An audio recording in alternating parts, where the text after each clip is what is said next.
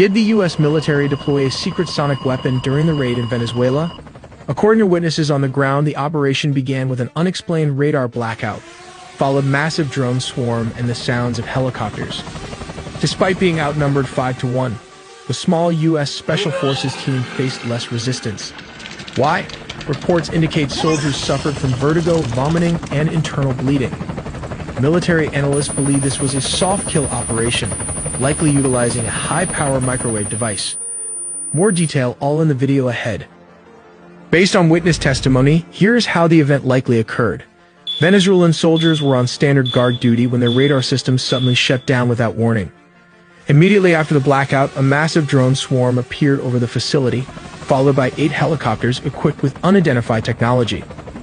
A 20-man team of Delta and Special Forces operatives deployed from the helicopters. The encounter took a mysterious turn when the defending force of 100 soldiers reportedly froze, leaving them unable to compete with a smaller elite team. Witnesses noted that the Delta Force operatives fired with impossible precision, estimating a rate of fire near 300 rounds per minute per soldier.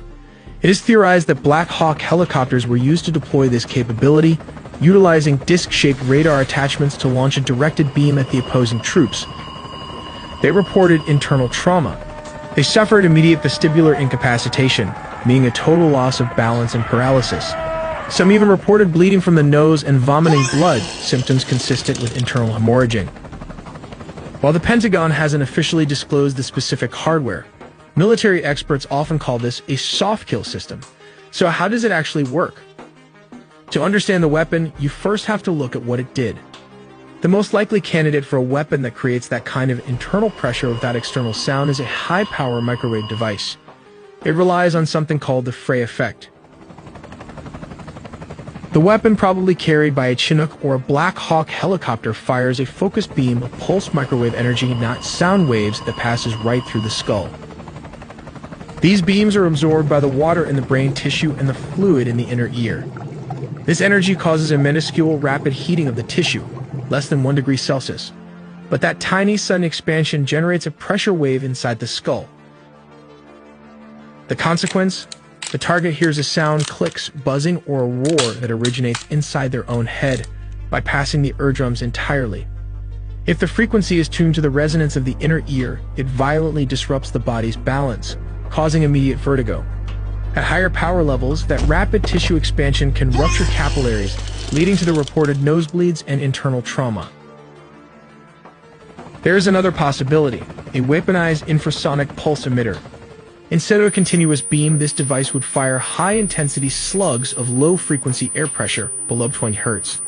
These waves travel through the body to match the resonant frequency of internal organs like the stomach or lungs. High-intensity infrasound can actually cause cavitation, the formation of bubbles in bodily fluids. When those bubbles collapse, they create tiny shock waves that damage tissue. The target feels an intense vibration in their gut, leading to severe nausea and effectively paralyzing them with pain and sickness. Tactically, the reports suggest U.S. forces use this technology as the ultimate force multiplier.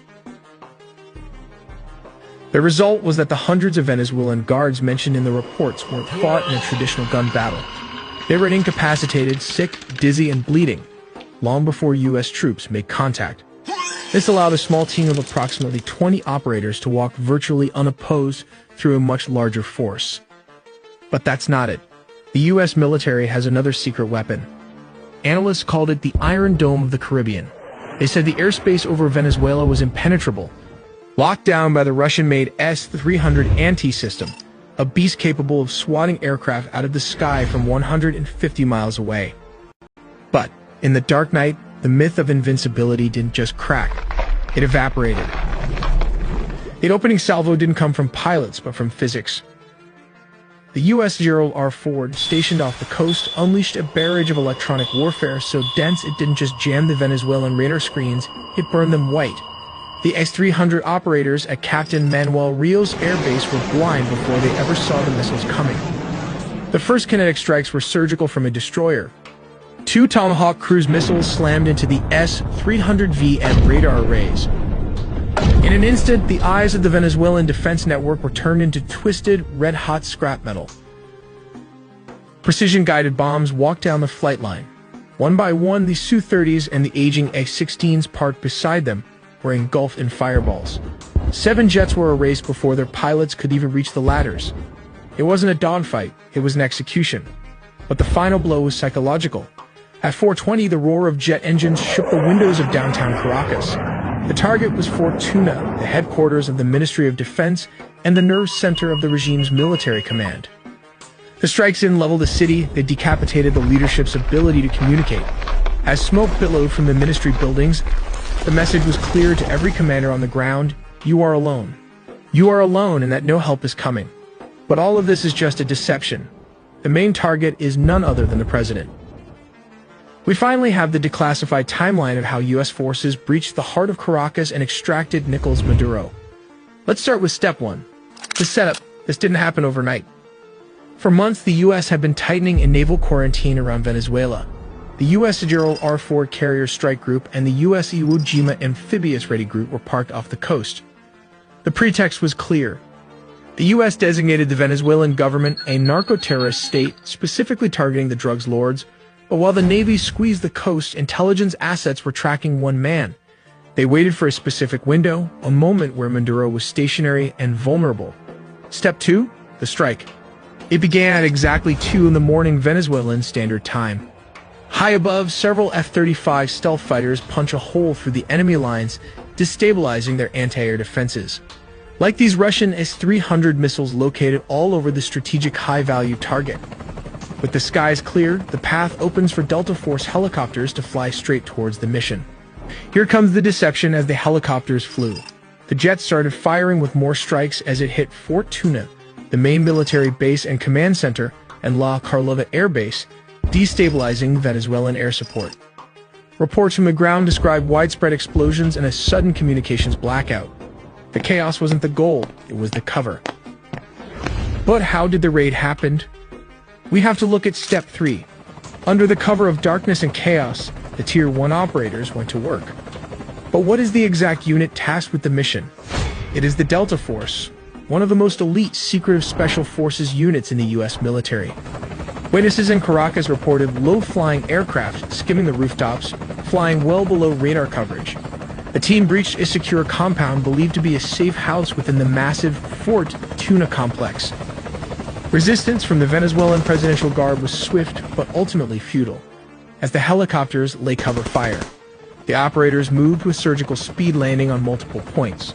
But how exactly the capture and extraction happened? For this, let's look at step 4. Specialized helicopters hovered over the objective to insert the assault team. While dozens of attack helicopters laid down suppression fire, the Delta Special Forces descended and started the search for the high-value targets. How did they find him? Simple. The CIA had planted spy inside Nicolás Maduro close circle. While back in the U.S., Delta Force built an exact replica of his safe house, rehearsing the raid until they could do it blindfolded. While operators breached the room so fast, his security could not even react to the situation as the sound of flash grenades disoriented the security guard. Using blowtorch, they caught him before he could even lock all the doors. Maduro's shock and awe froze him as Delta Force breached the compound. Nicolás Maduro and his wife, Celia Flores, were physically secured. This wasn't a negotiation. They were detained and immediately moved to the extraction point. These aircraft are capable of performing urban extractions from buildings and refueling in midair.